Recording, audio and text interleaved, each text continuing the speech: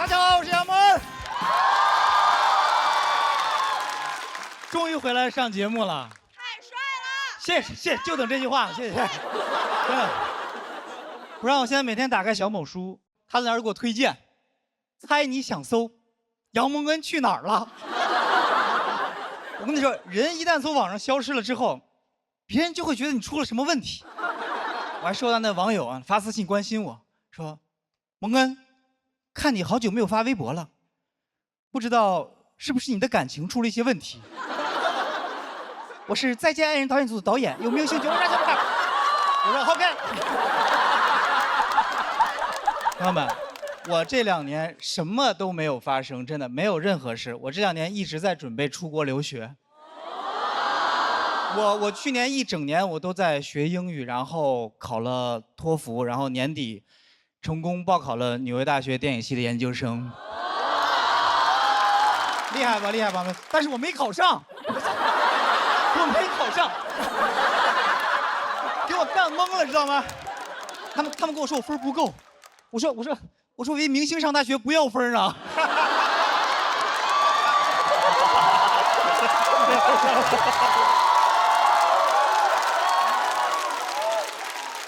开玩笑，开玩笑，我不是明星啊。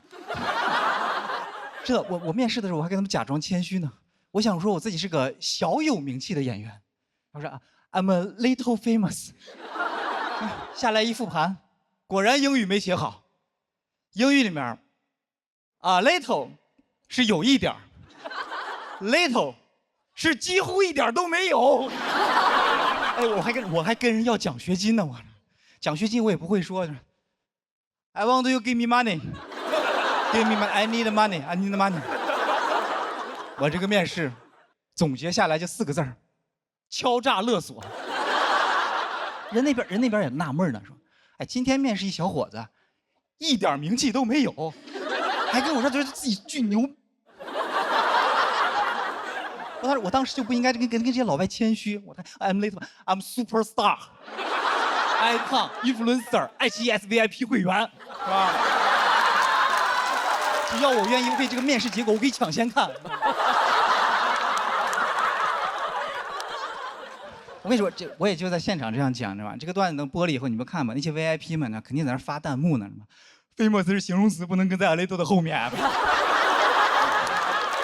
就你们英语好的，就你们英语好。他急了，他急了，我就是急了。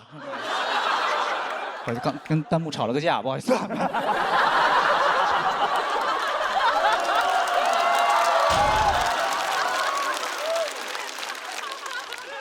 我就是喜欢把事想太美了，你知道吗？但是说实话，我当时退圈的时候，我都想好怎么复出了。我就想，我沉浸2年之后，在微博突然发一条纽约大学的录取通知书，然后我就云淡风轻的3个字：纽约见。到时候，纽约大学3大校友，泰勒·斯威夫特、李安、杨蒙恩。我都差点给李安发私信，我说学长，咱们学校在哪儿买脸盆呀？我对我自己的认知产生了非常大的偏差，你知道吗？我以为我能达到的效果就是那种厚积薄发、带着梦想冲出枷锁的大龄留子。但实际上呢，我就那种每年高考里面新人文人物，是吧？6旬老汉第18次参加高考，喜得176分。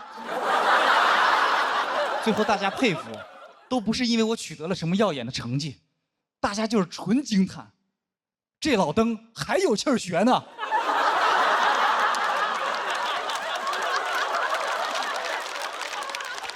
当初还有人给我建议，就说你直播呀，你记录考研过程肯定有流量。我就是怕打脸，我就是怕我在每天直播奋斗考研背单词，然后第2天回来，请问脱口秀大会在哪儿报名啊？其实这个我考研失败的段子，在我决定考研第1天的时候我就想好了，唯一的区别就是我回来了，但节目不在了。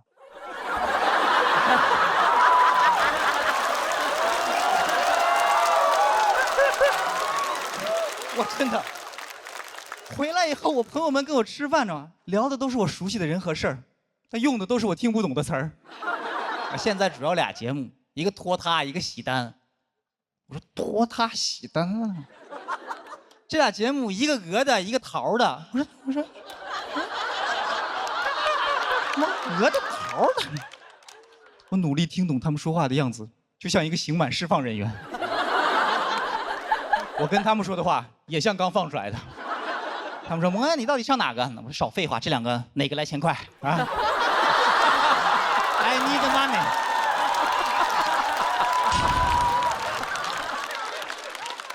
然后他们给我讲这两年行业有多激烈，对吧？有人塌房了，有人聊粉丝被爆了，有人被女友锤了，然后女性主义脱口秀遍地开花了。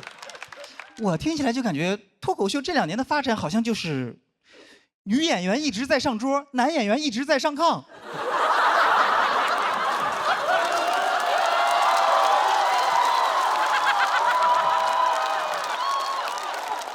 真的，之前还有网友给我发私信说：“蒙恩，我觉得现在有些女脱口秀演员硬上价值，你能不能出来吐槽吐槽这个事儿呀？”我说：“你让我吐槽什么呀？你先把那些男演员从炕上拽下来呀！”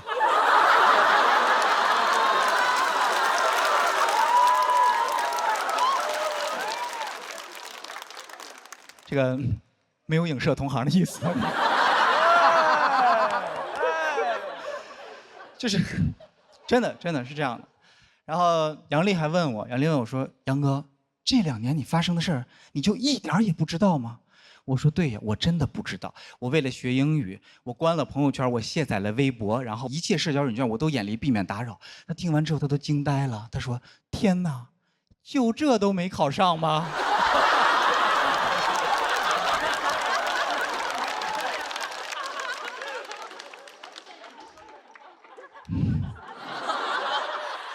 但是我拿到了另一所大学的 offer。我还是有学上，然后我今年还是决定出去上学。然后他们问我为啥一定要出国，我说我想主持奥斯卡，我想把脱口秀带到国外。王建国说脱口秀不就是我们带回国内的吗？然后说这玩意儿带回来才几年，你又往出带？你没事，你当脱口秀干啥？咋的了？语言类节目不加关税啊？然后我在开放麦突然练的，就是双方谈妥了。我说打这么半天，把我段子给我打飞了，是吧？你永远不知道未来会发生什么，所以我现在有一个大象冰箱理论，就是不管你想干什么事儿，别多想，你只计划3步：学英语、去美国、主持奥斯卡，就是这样的事儿。别听那些有逻辑的跟你说，哎，这不可能，怎么样。我说把大象放冰箱里需要3步，他跟你说哪有那么大冰箱呀？这需要多少电荷呀？他觉得他自己有逻辑，但他也不想想我去哪儿找大象啊？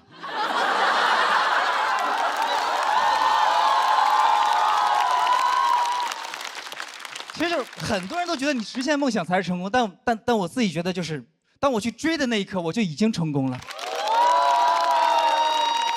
虽然最后没有成为李安导演的校友，还是有些遗憾。但是，李安导演你放心，以后我去纽约买脸盆，我指定还找你。谢谢大家，我是杨蒙恩。好美啊，好美，好美。我好美是吗？那你养我呀？啊，怎么场子突然变得这么的有点悲伤啊？没有关系，我这一篇是纯骂人，没有任何意义啊。大家好，我叫唐香玉，我平时的工作除了说脱口秀，也做短视频。短视频呢，经常会遇到一些争议。最严重的一次是我吐槽了宝宝碗。宝宝碗在网上还挺火的，大家知道吧？知道。啊，就是有一些情侣吃饭，2人点1碗，男朋友拿个小碗给女朋友分出1口，有的还炫耀，说没有被偏爱过的女生不会懂。谁没有男朋友做的宝宝碗，谁就是没人疼。啊，这太好笑了。我就发视频吐槽了这个事儿，谈个恋爱的还吃不上饭了呢。结果在网上被骂了整整2天，说我见不得别人幸福，缺爱，心理变态。更离谱的是骂我寡妇，长得克夫。我说我咋找不到老公呢？哦，已经被我克死了呀！还艾特男朋友来骂，骂贼难听。我说你再骂，我就克你了。我不光克我自己的夫，我还克别人的夫，我人尽可夫。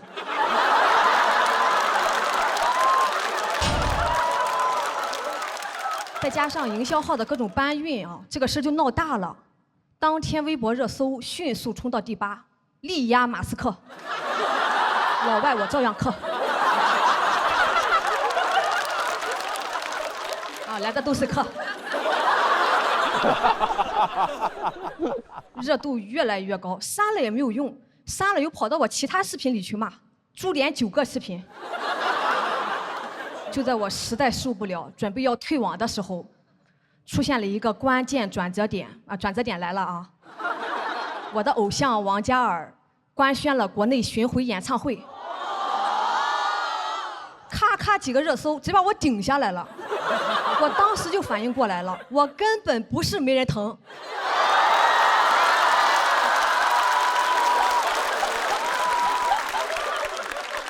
没有被偏爱过的人不会懂。听出来了吗？我已经疯了，跟人家有啥关系呢？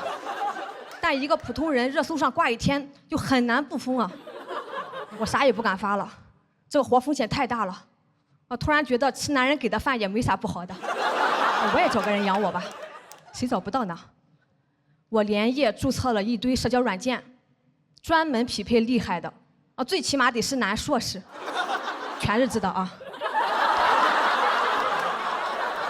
我的最爱，筛选出很多，有联合国什么项目的大使，福布斯青年领袖，还有探险家，哇，探险家，上一次看到这个 title 还是哥伦布。我很俏皮的给他发了个语音，我说最近有没有发现新大陆？他说他喜欢玲娜贝尔，不喜欢星黛露。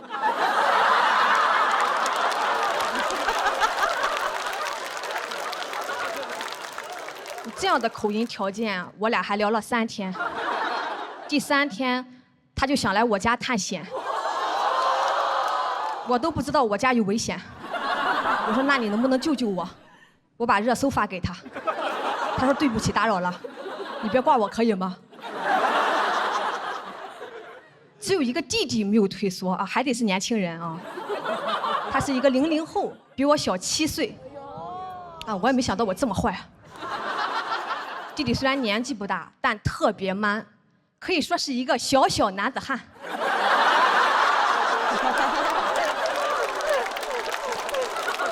很喜欢管着我啊，跟我说话都是你给我好好休息，你给我好好吃饭，这也太霸道了。马斯克见了也得叫声总裁啊。直到有一天他跟我说，你给我买双鞋吧。我说那我还是给你好好吃饭吧。还特别喜欢说我带你去啊，带我去迪士尼。但攻略我做的，票我买的，这个带体现在哪里呢？是带我坐了地铁吗？我会坐地铁呀，要不是你，我都打车了。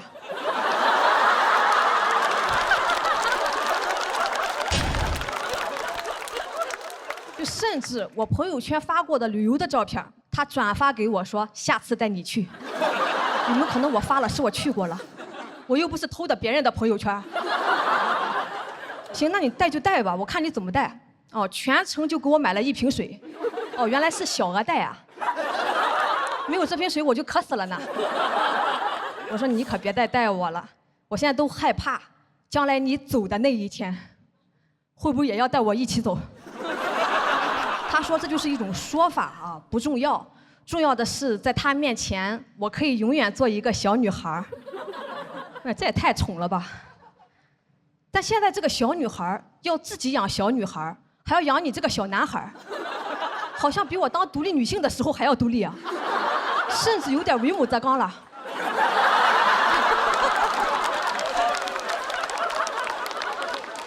怎么人家找对象有颜有钱，我找对象儿女双全？他说这就是问题的所在，你发现了没有？就说我这个人嘛，性格太强势了，啊，说在我眼里看不到对他的崇拜感。男人都需要崇拜感，我说你花我的钱，我还要崇拜你，我咋不祭拜你呢？小小年纪咋爹味这么重呢？我上网还查了啊，说这种叫爹系男友，这个名字一听就有伦理问题。我这是真的，我这个还存在赡养关系。不上班我赡养你啊！啊，终于扣题了。网上对爹系男友的评价还挺高，说是遇到这种男生会很幸福，会把女朋友宠成宝宝。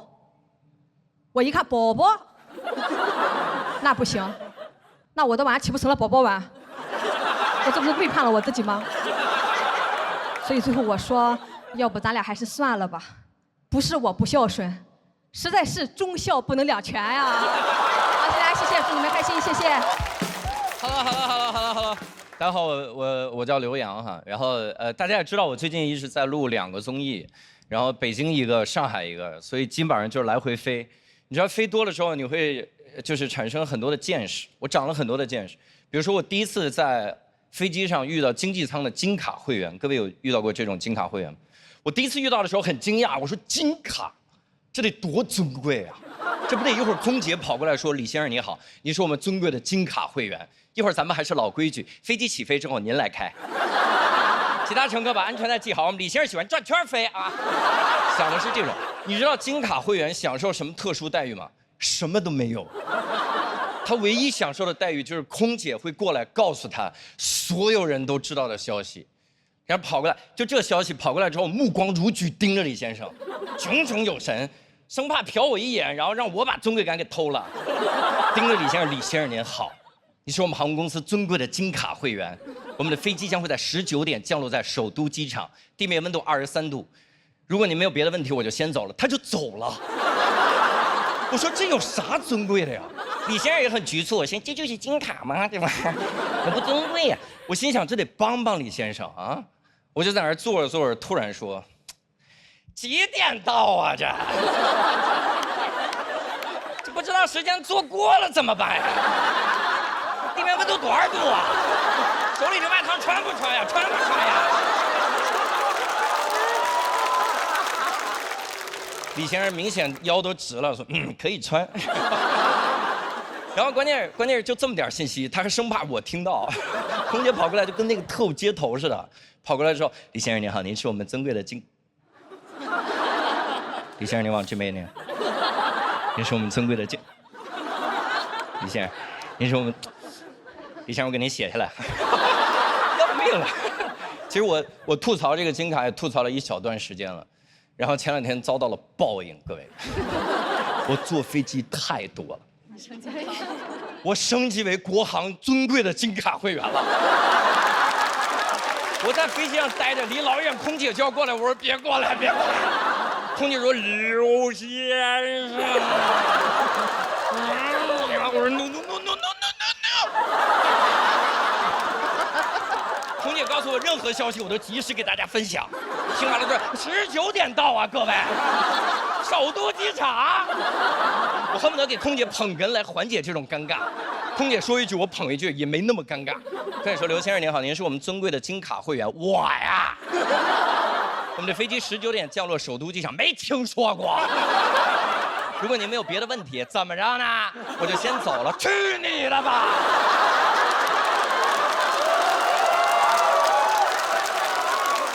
这还是我办过的比较尊贵的卡了。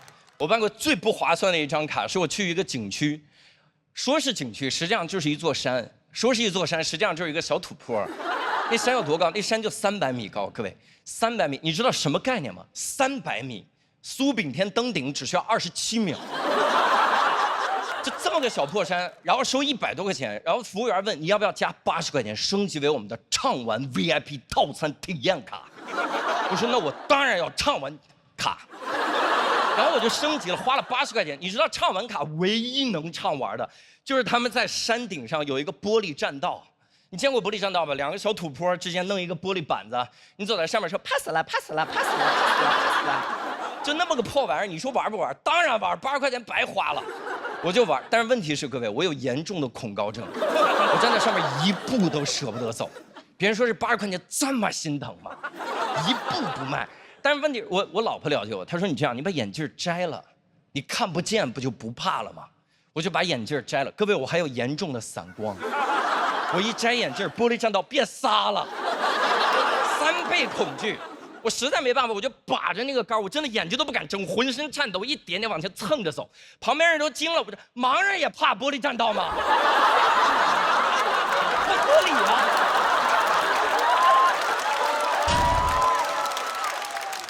然后在这种情况下，我的畅玩套餐里还包含一个服务，免费拍照。因为景区就是认为我在这种情况下，脸上红温、浑身发抖、已经出汗出的不行的情况下，会产生一个念头：要是有人给我拍照就好了。我在那闭着眼，我就听咔嚓咔嚓咔嚓咔嚓，我说完了完了。我一下玻璃栈道有一个屋子，一抢我的照片，全是我驯服五官的全过程。我说这玩意儿太可怕，我就要走。走的时候，景区服务人员跟我说：“刘先生，这些精彩瞬间真说得出口啊！这些精彩瞬间，您只需要花25元就可以买回去。”我说：“你做梦！你给我25，我也不买。”他说：“不买就一直挂着。”我说：“买，大哥，商量。”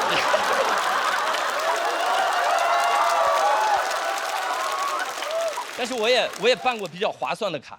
我办过最划算的一张卡，是我去一个主题乐园办了一张优速通，不打广告了，所以不告诉各位是哪个主题乐园。我去看米老鼠的时候，在里面，你知道优速通卡有一个好处，就是你不用排队。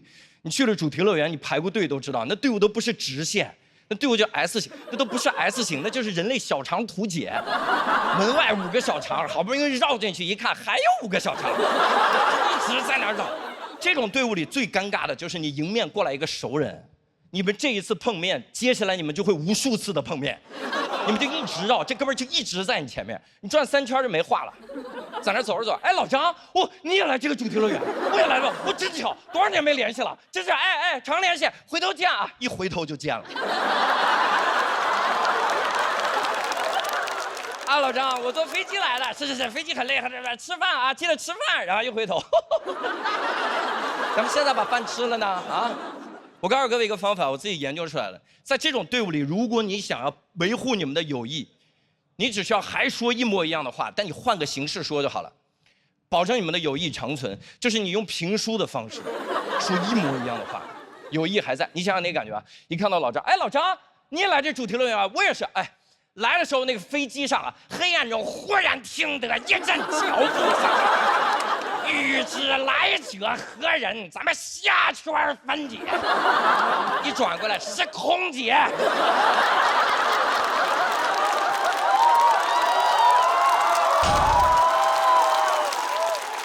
空姐轻声说道：“刘先生，我们的飞机将会在10点降落在首都机场。”谢谢各位，我是梁教授，谢谢大家。大家好，我是小罗啊，然后我也看了播出了，非常的羞耻，感觉在电视上站没站相，坐没坐相，一点都不像喜剧之王。我感觉我跟他们站在一起，感觉就是那个画面是喜剧之王和他们的朋友。其实我是这个组里面分数最低的一个，有一种名校里面吊车尾的感觉。我高中就是在一个名校里面吊车尾。高3的时候想要最快的提升成绩的方式就是把作文写好，因为那个分数真的很多。但是我的文风怎么说呢？就是梗很多。然后我们老师说你不要用那么多奇怪的修辞嘛，让我写一点内容深度严肃的东西。他推荐我去看一个叫许知远的人的书。看了，真的买了《中国纪事》、纳斯达克的一代，买了一堆。我背了很多许知远的金句，我上考场之前，我脑子里都是许知远的金句。我本人高考作文第一句话：这个时代病了。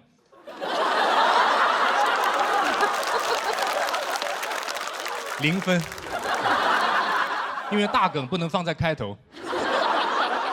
我就是挺喜欢修辞，我就喜欢细枝末节的东西。我觉得有的时候人因为太注重内容而忽略细枝末节的重要性。我是一个福建人，我到现在都没有理解为什么福建人对于一个食物最高的尊重，居然是不放盐。我妈经常跟我讲的一句话是：今天这个汤很好，我故意没放盐。我说你不应该是不小心没放盐吗？你的越贵的食材，他们就越不放盐。比如说老鸡汤，他们是不放盐的，但是普通的小鸡的汤，他们就放盐。怎么鸡是越活越咸吗？还是老鸡会跟小鸡说，老子吃的盐比你吃的米都多？老鸡也很无奈，说我一片真心换来了一个无盐的结局。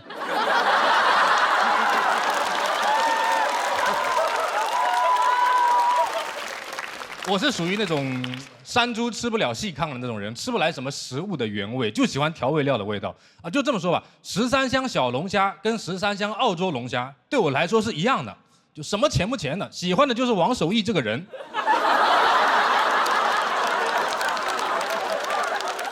我当时经常求我爸妈，我说我们放点盐吧，不放盐不好喝。他们就会说，哎，暴殄天物，放盐就暴殄天物。他跟我说这个汤很好，不放盐就很好喝。我说那放了盐不是应该更好喝吗？哎，这个道理是不是像如果有一个帅哥，他长得很帅，他剃平头穿白 T， 他就可以很帅。但是问题是，帅哥留了发型，他穿了西装，他只会更帅啊！你不会说一个帅哥穿西装是暴殄天物吧？你只会说哇天物我一个暴殄。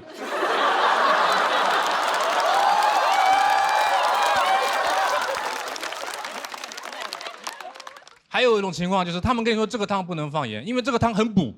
哇，这句话我真的从小听到大，7、8岁就开始叫我补，我都不知道7、8岁我要补什么。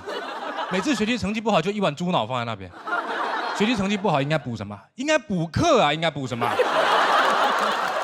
我不是不尊重这种食补的概念，但咱们就说吃啥补啥，这个逻辑是不是有点太简陋了啊？我们闽南地区有一个风俗，就说吃那个猪脚面线是驱邪的。就是说家里如果有人坐牢的话，出狱之后要吃一碗猪脚面线，这个是在补什么？是说当时跑得不够快，所以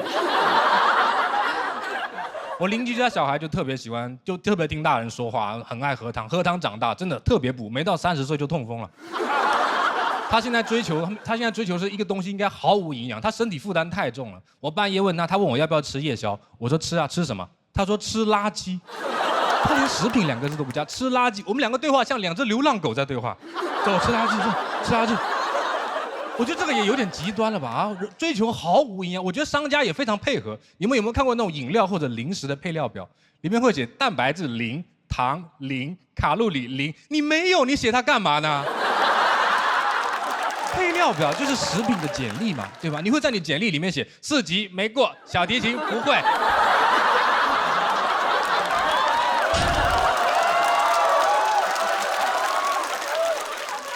什么都不加，还居然很骄傲，你知道？我最不理解是无糖可乐，无糖可乐是什么东西啊？啊，可乐叫肥宅快乐水，没有糖你还快乐什么啊？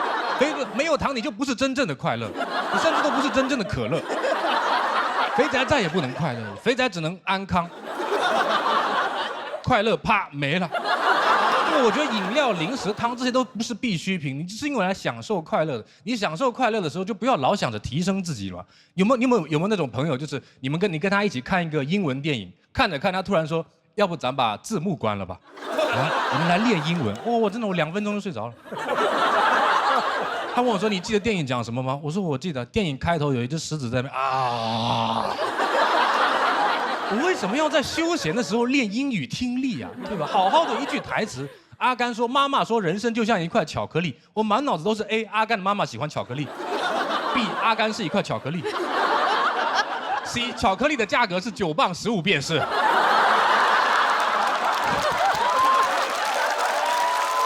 就像你听脱口秀，很多人都很希望脱口秀有教育意义，如果内容跟梗是一样重要的。你说皮之不存，毛将焉附？但毛之不存会冷啊。你不可能听了10分钟脱口秀完全不好笑，但是说但这段表演很有营养。我觉得脱口秀就应该好笑嘛。有人说你肯定是羡慕那些比你有内容的演员，线下专场卖票卖得比你好，说我肯定是吃醋了。我说哎是，但我喜欢吃醋，因为醋也是调味品。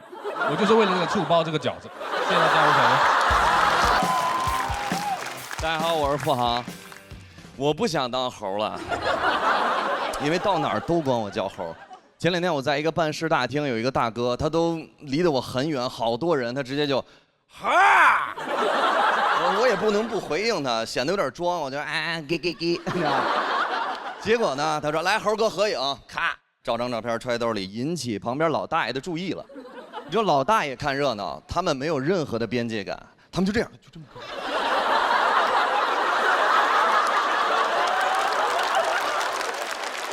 我也要合影，合张影，咔照一张揣兜里。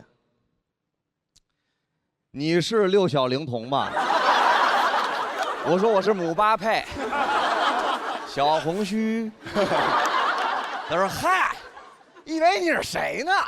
哎，我说大爷，为什么您的嗓子这么棒啊？他说小伙子，因为啊，我有京都念慈庵蜜炼川贝枇杷膏，老字号护嗓指定行。我植入完了，你可以继续讲段子了。我说好的，大爷。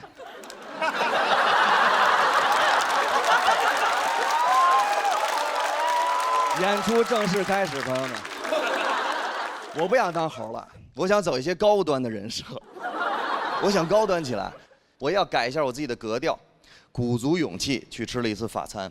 我是中午去的，啊，我第一次去，手紧张都哆嗦。有一个服务员过来，大高个儿，西服笔挺啊，特别帅。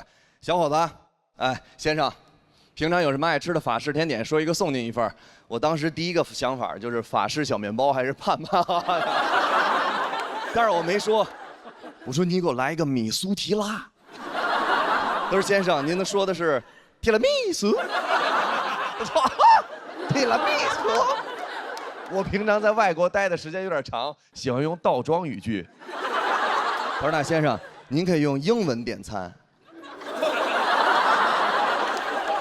我说我在日本。他说瓦达西诺瓦里瓦里瓦里得脚步。我说得脚步。瓦达西诺还是英文点餐吧。他说好的先生，给你菜单。我拿过来，我没有说 Thank you sir， 我说的是 Thank you sir。懂英文的都知道里边的门道有多深。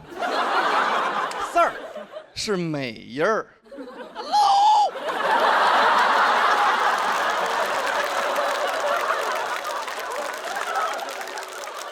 我说的是 sir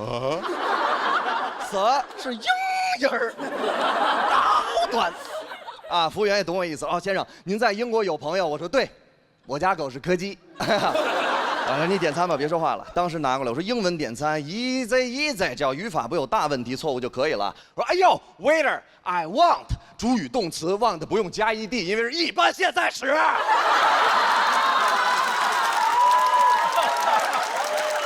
当时我说 I want， 服务员，我说 this over， 服务员，这什么过去？我一看吃住他了，我不光想点餐，我还想炫技，给他展示一下我高超的语法。我说哎呦 waiter wait I want more。I want， 我说富航，人生只有一次，你愿意当一辈子的懦夫，还是一瞬间的英雄？哪怕只有一瞬间，我选择了后者。我要冒一些风险给他展示我华丽的语法。我说，哎呦 ，waiter， I want not only this but also this that。懂英文的都知道里边的门道有多深。在不经意之间展示了我对过去代词似海参一般的理解，他明显没听懂的表情，但是没关系。服务员，我说在着 ，those 就是 so many 在。当时服务员，哎呀，学不过来了，太多代词了，森森。我一看吃住他了，我太帅了。我说伊丽莎白，给我点一根雪茄，啊不是雪茄。雪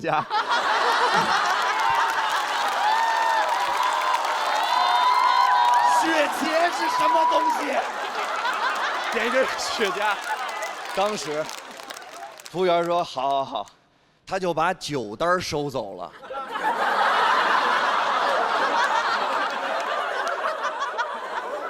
懂法餐的都知道里边的门道有多深。他分餐单跟酒单我不知道，我点的全都是一些我从来没喝过的鸡尾酒，每一杯都上面点着了着火，每一杯都着着火。正常人是拿吸管插到底下喝，我不知道。我一把把酒杯抄起来，我看着上面那个火焰，我说这个火焰它有没有可能不烫？啊，别笑我，那个也不烫，没用，就是装饰品。有什么用？哎，你这没用的，假的。当时我就拿着那杯酒，服务员在远处看着我说：“喝呀。”我说：“你们这帮上流人士，平常衣冠楚楚，晚上都来这儿喝火，大丈夫身居天地之间，岂能郁郁久居人下？出身为寒，不知耻辱，能屈能伸，方为丈夫。你们不怕，我也不怕。当时 my face already totally on fire。我跟那儿就周呢。旁边那帮上流人士就觥筹交错聊融资 ，A B C D 轮聊着聊着，突然感觉眼角火光四溅。一转头，小黑人在角落自焚了。富航吞起火球了，那服务员拿起吸管，先生，请用吸管。当时我正跟那儿王侯将相，宁有种乎？啊，我正干呢，他啪一拍我，回头看见吸管，我说 something wrong。服务员 ，What were you doing before？ 对不对？豆哥里边的门道有多深？这大是我对过去跟那次海参一般的理解。服务员，这样吸管。当时我知道自己喝错了，但是没关系，朋友们，我能力挽狂澜，为什么？因为吸管的英文单词我背过。啊，我拿起来我说 Thank you for your straw。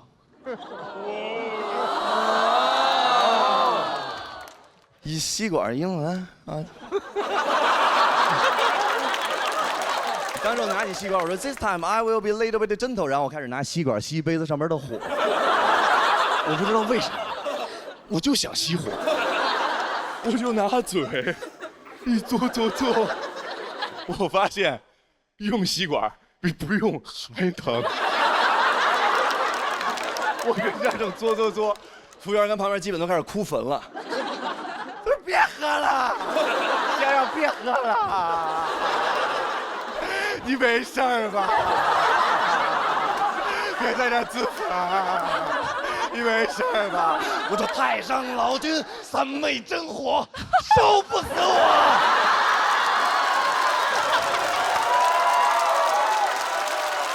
我不怕你们这些上流人士给我设计的小陷阱，我不怕。再见。到门口，我虽然在里边非常焦虑，非常的那个骄傲，完了之后给他这种感觉，我什么都不怕，但是我出来真的哭了，太丢人了，太丢人！我连法餐都不会吃。我说那我就写一条段子来证明我是人吧，对吧？我没别的可干了，我就开始上网搜怎么区分人跟猴。我想天天给观众讲，网上只有7个字：能正确的使用火。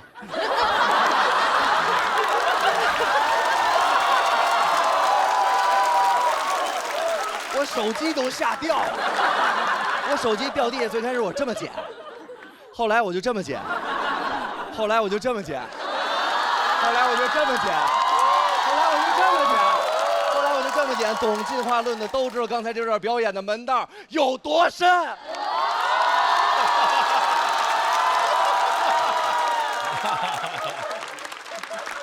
朋友们，别被洗脑。如果高级动物必须高级，那我宁愿当猴。谢谢。大家好，我是杨蒙恩。真的很开心回来录节目，因为我现在真的发现。还是脱口秀的舞台最适合我，因为只有在脱口秀的舞台上，才会有人觉得我帅。你们现在说不觉得有点晚了吗？不是图你们这个。你们有人知道我前2年客串了个仙侠剧吗？如果你们知道，你们就假装不知道好不好？如果你们不知道的话，你们永远不要知道。那个剧其实一点也不火。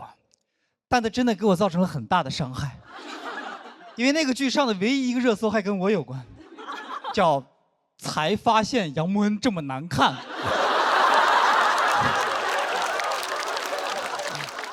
我看到那热搜的时候，我真的非常难过，我很难过。然后我老婆还安慰我说：“哎，你别难过，你别难过，你往好处想，你看他们才发现。”徐志胜当年一上台，他们就发现了。我想说的是，我和志胜还是稍微有点不一样，就是徐志胜是丑，我是难看。你们能分清那个丑和难看之间那个细微的差别吗？就是难看是很多人很难看，你一看他难看，你再也不想看了。丑是一个，哦哟好丑，但你忍不住还想看。一边看你都一边琢磨，怎么能长这么丑呢？我这样说，我不是在嘲讽人家制胜长相的意思，是因为我真的觉得这恰恰说明了，丑也是一种好看，但难看彻底就是难看了。你们想想，就是那个古代唱戏的里面有生旦净末丑，有丑角儿，但是没有难看角儿，难看的成不了角儿。其实我很清楚，就是我这种长相，我在古装剧里我只配演什么样的角色，就是我只配演那种《三国演义》里面，曹操说，关羽在城外叫嚣，谁敢一战？我说，末将愿意前往，你知道吗？然后下一个镜头就关羽提着我的手机回去了，你知道吗？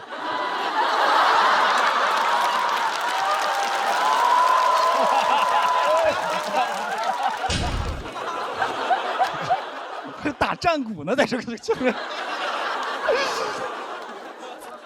而且，人真的是你要经历一些事情之后，你才能做到真正的感同身受。我原来看仙侠剧的时候，我的嘴很恶毒的。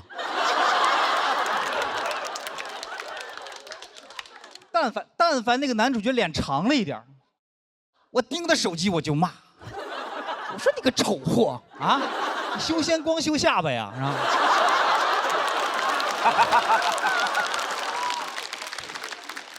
然后我们前2天我们又看了一个仙侠剧，我老婆指着其中一个男演员就说：“哎呦，他长成这样也好意思出来演戏？”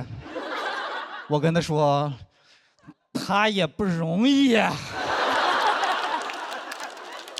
你知道他现在有多难过吗？他怎么知道上了电视之后那么难看呀？从小到大，他的妈妈也一定一直叫他大帅哥。真的，没有一个仙侠剧啊，不是，他是没有一个母亲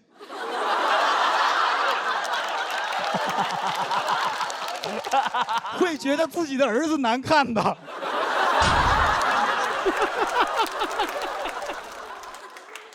但那个仙侠剧把我妈击穿了。我妈看的那个热搜，从愤怒到妥协，只用了3句话。第一句是：“哎，现在网友说话怎么这么难听呀？”第2句是：“我们多帅，那我们多帅。”第3句是：“这个妆好像就是有点问题啊。”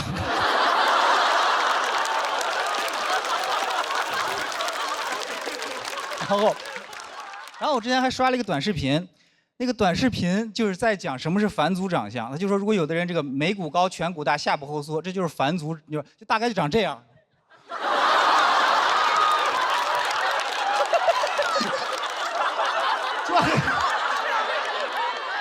你们都看得见？是，这有什么好啊？你没见过山顶洞人是吧？这真的就那个视频，它就这样，他那个视频还专门配了一个就是北京猿人就历史课本那个图。说实话，我看着那个图，我从来没那么觉得，我根本不是什么内蒙人，我老家就在北京周口店，是吧？而且你们知道，就是北京王府井那个地铁站那个下面有个古人类文化博物馆。我以前在北京生活的时候，我每次都过去都想转一转。我一开始以为说我喜欢历史，我现在明白了，就是乡愁。而且我发现，就是男女就对待这种视频的态度完全不一样。就我老婆看完之后，她给我发了一个上海9院的挂号链接，她说这是中国最好的整形医院，说要不要去垫垫下巴啥的。就她就这样，就说别人说的哪儿不好，她就想改。我才不是这样的，我不是。我点开那个视频，然后在下面评论，我说对呀，没错，长成这样，因为我是你祖宗。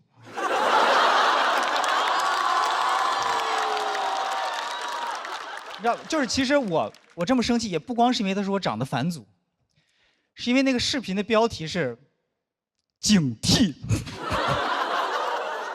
你身边有这样长相的人，因为长成这样的人，小脑发育不健全，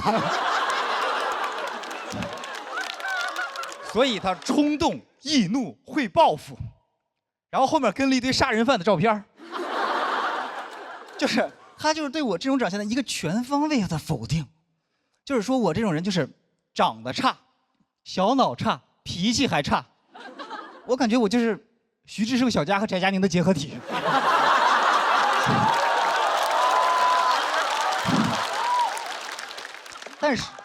但是如果你长得帅的话，什么问题都没有，就不管你干什么事儿，别人都不会挑你的毛病，对吧？是吧？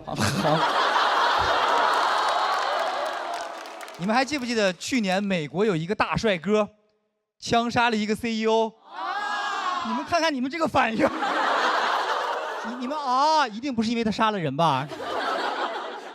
他因为帅，然后他就火遍了全球，所有媒体都在争相报道他，就在讨论他的家庭背景，然后他的社会背景、他的工作背景、他的教育背景，就是核心就是在发问，这个社会到底出了什么问题，把一个大帅哥逼得去杀人。最后他们得出结论，他杀人是因为保险行业坑人，社会不公。哎，他要是长成我这样，他们还会这么说吗？不会的，他们只会说他杀人，因为他眉骨高，颧骨大，下巴后缩，所以易怒，走在路上想 biang biang 来2枪，为什么要来2枪？因为我小脑发育不健全，第1枪瞄不准，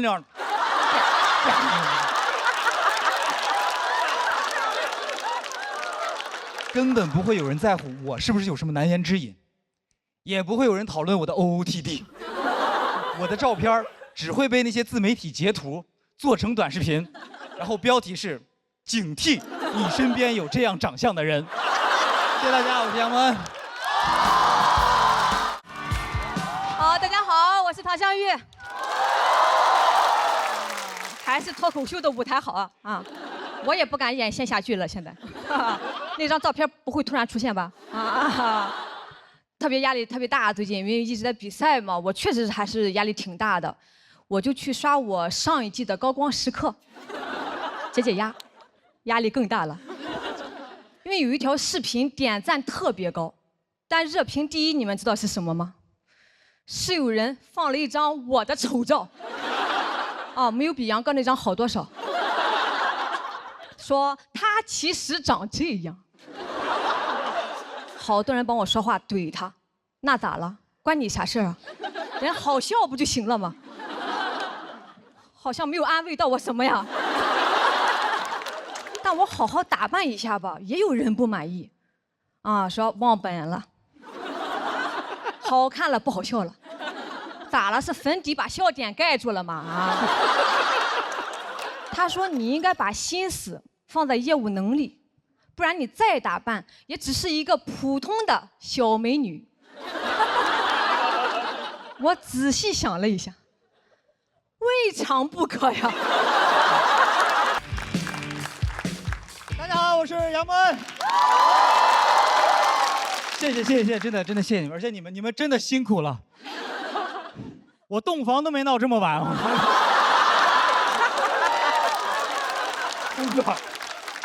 我说前2天刚办完婚礼，那个婚礼其实我觉得我可以很骄傲地说，杨温结婚，大半个脱口秀圈都没来，就不是我人缘不好，就现在圈子实在太大了。但是我把程璐和建国请过去了，你知道现在这2边节目打得如火如荼，我把双方各自的总编剧叫到草原上喝酒唱歌。因为我的婚礼，双方停战3天。他们现在叫我脱口秀和亲大使，但其实我不是太喜欢这个称号，因为我那个草原婚礼我自己设计的，我就骑马入场，我觉得特别帅，结果到他们嘴里说蒙恩出塞。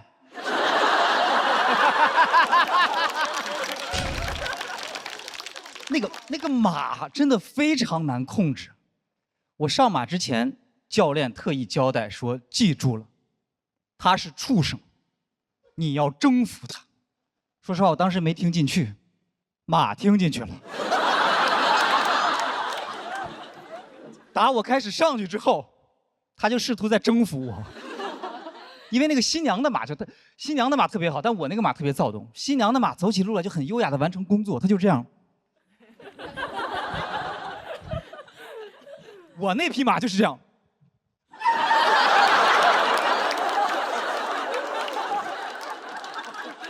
他完全不管我的死活，你知道吗？他颠得特别开心，然后我在那个马背上，我就开始这样。小北看见了说：“快快快看，杨门在给马打气儿！”我。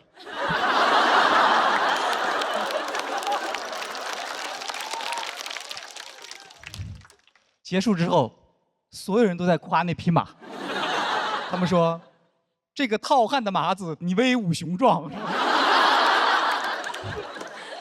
其实开始筹备婚礼之后呢，就是有很多那种落后的婚俗，我就没有办法接受。就是比如说结婚那天一定要穿那个红秋衣、红秋裤，还有红袜子。就咱们难看就不说了，如果你的老公是个光头，我真的诚心建议不要这么穿，因为从远处看，真的很像刚扒了皮儿的火腿肠，是吗？然后我们那儿还有一个很扯的说法，就是说新郎去娶亲不能带姑姑，然后新娘他们送亲，姨妈们不能去。知道为什么？因为姑姑的谐音是孤，婚后会孤独；姨的谐音是姨，你俩会猜疑。这是不是有点太扯了啊？太扯！就是照这个逻辑，我就想说，谁能去？叔叔不能去，因为日子会过叔；大伯不能去，你俩会闹掰；姐姐不能去，解开了新人的姻缘；哥哥不能去，他会放了爱情的鸽子。是吧？这个习俗的核心就是你家要有个王建国，你结婚全家别出门。王建国自己结婚都不能去呢，因为家有王建国，日子往见过。所以我当时跟婚庆聊的第一条就是拿掉所有和谐音梗有关的习俗。但我所有东西我都拿掉了，但只有一个拿不掉，就是那个早生贵子。我妈非要在那个床上就要放那个干枣、花生、桂圆、瓜子儿。说实话，我俩领证3年半了，一直没孩子，是因为床头忘放干果了吗？我们之所以不生贵子，就是因为生子很贵。我不想生贵子，我就想生个贫子。我不想我的孩子从小就是弹钢琴、学骑马，然后打少儿高尔夫。我就希望我的孩子每天拿个烂矿泉水瓶跟我说：“爸爸，爸爸，看我刚抓的毛毛虫。”我会很开心地说：“哎呦喂，好孩子，你的快乐真给爸爸省心。哎，爸爸那儿还有一棵树，哎呦，快去吧，快去吧，快去吧，真机灵。这孩子长大一定是当啄木鸟的料。”然后我也很不明白，就是那个结婚为什么要请那个车队，一堆车，然后他们跟我说：“啊，这样接亲的话就是那个非常的气派风光。”我说我不觉得。因为你去接亲的车越贵，越说明那个车不是你的。因为没有哪位劳斯莱斯幻影的车主住在新营房2号胡同3单元502。霸道的王总办了一天婚礼，累的晚上终于坐了他的劳斯莱斯，仰望着星空顶，缓缓地回到了他家楼下，走了进去。哼！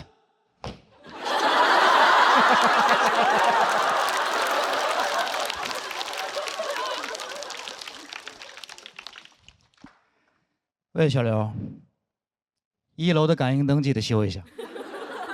我绝不允许我的女人在楼道里跺脚2次。所以就是我觉得一场好的婚礼，你就应该拿掉所有和你没关系的繁文缛节，然后留下真正对你们有意义的事情，比如随份子。随份子这个事儿真的是。我随的是，我觉得我说这人情社会的文化糟粕必须废除。收礼那天，这老祖宗定下的规矩了，谁敢不从？然后我以前参加婚礼的时候，我就想，如果我只去，不给钱，他们会不会发现这个事儿？这次结了明白了，一定会发现，因为不然你们以为洞房花烛夜，一对新人关了门之后会干什么？当然是对账了。不仅对账，我们还得验算。验算的时候，我俩就知道为什么我们俩这么般配了，因为以100为单位的纯加法，2个人算3遍都算不出一样的数来。但是那天晚上非常的开心，那天晚上我们都听到了最悦耳的来自父母的指责。我老丈人晚上在吼我们说：“你俩数钱小点声。”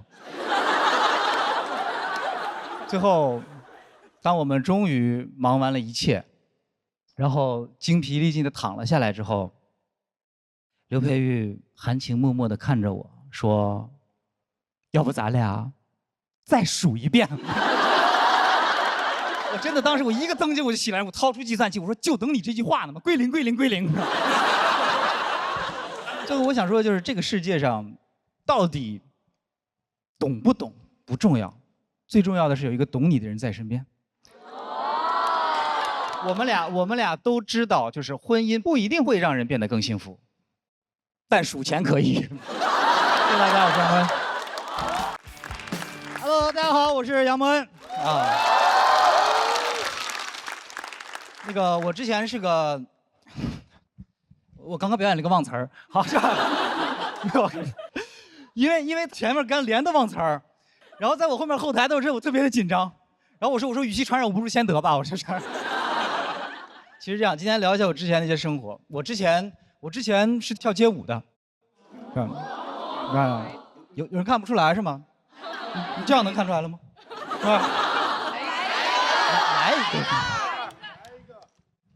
这现在我最高水平了，不好意思。其实这样，我很早，我是08年，我上高中的时候去跳街舞了。08年跳街舞是个非常前卫的事情。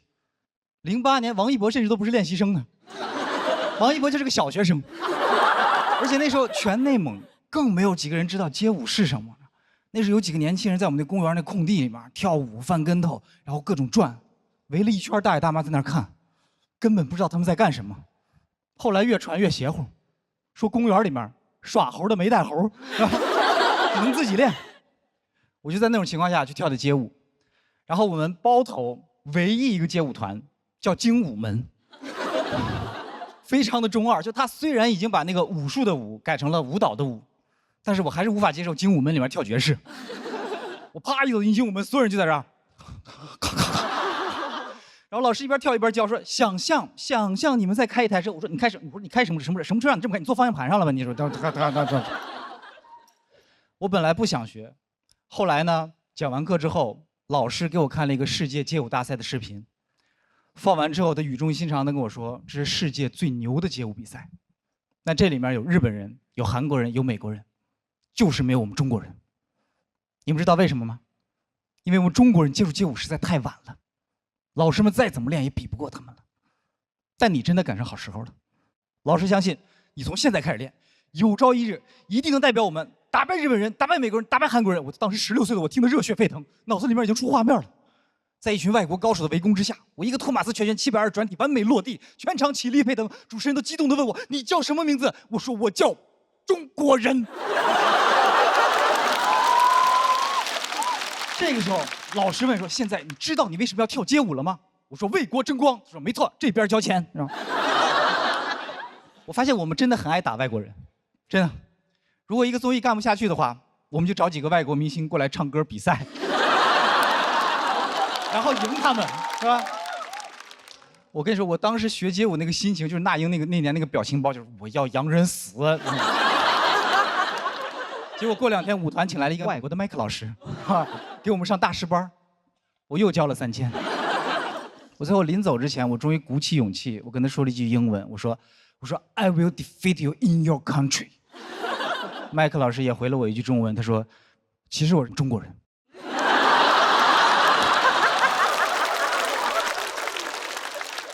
就是从那时候开始，我发现我的爱国心就被利用了，而且我回想起来，发现我最开始想跳街舞，不是想要为国争光，我当时就想吸引女生。但是我太幼稚了，我发现跳街舞其实根本不能吸引女生。那时候上高中，没有几个女孩喜欢跳街舞的。你们想象一下，如果你男朋友是跳街舞的，你怎么跟别人介绍他？啊，别人一说啊，我男朋友学习好，年级前3，我男朋友体育生，校100米记录，到你了，我男朋友能用脑袋在地上转10圈，你男朋友指尖陀螺吧，那么厉害转。我当时就是那个陀螺。我练头转练得非常厉害，他们甚至还给我起了个绰号，叫我钻地龙。我觉得不够酷，还起了个英文名叫钻地 dragon， 钻地 dragon 就是拼音钻地 dragon。然后我本来还觉得挺酷的，后来直到有一回我去外地参加那个街舞比赛，他那个比赛是他介绍选手上场的时候，他是把你来自哪里和你的外号连的一起介绍出来。我刚说我家乡是包头市，我当时下面已经很唏嘘了，我说包头钻地龙，我这听起来是不是有点愚蠢呀？结果我没想到那个 DJ 比我想象中还要愚蠢。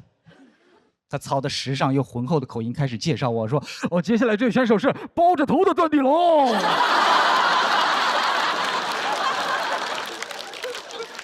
后来我们学校也不让我跳街舞了，不是因为我捣乱或者不学习，是因为当时我们学校突然下发了一个文件，叫《校园安全月全区杀马特整顿大行动》，规定每个学校必须抓几个杀马特。但我们学校没有杀马特，教导主任就说。把那个钻地龙给我找过来，把钻地龙给我找过来。他揪着我说：“你是杀马特。”我说：“我不是杀马特。”他说：“你就是杀马特。”我说：“你凭什么说我是杀马特？”他说：“你把你的左眼露出来，再跟我说话。”后来教导主任就跟我说：“我现在不管你到底是不是杀马特，我们只按照上面的要求办事儿。这个学校从此以后就不能有街舞。”我的天，太严格了！小年纪我就感受到什么叫教务处通知一下来，我们社团就没了。然后那个时候我也高3了，然后我就去舞团，我说我就不跳街舞了，我要去考大学了。然后我离开街舞团那天，当时跟我一起跳街舞那些孩子们都非常的难过，然后他们含着泪问我说：“杨蒙恩，你真的不跳街舞了吗？你不跳街舞了，那中国街舞怎么办？”我说这么重要吗？我说我对中国街舞这么重要吗？中国街舞不能等我2年吗？还是怎么着？中国街舞也不招本科啊？就算以后街舞跳再厉害，满天飞各种转，一小心啪，学位证掉地上了。中国街舞界一片唏嘘，哎呀，这个大学生呀，这中国街舞到现在都不知道他失去了我这个本科生。但中国街舞现在有很多世界冠军，所以我想说，爱国不是你一定要赢谁，就是我们只要做自己真正热爱的事儿，就可以为国争光。谢谢大家，我是杨蒙恩。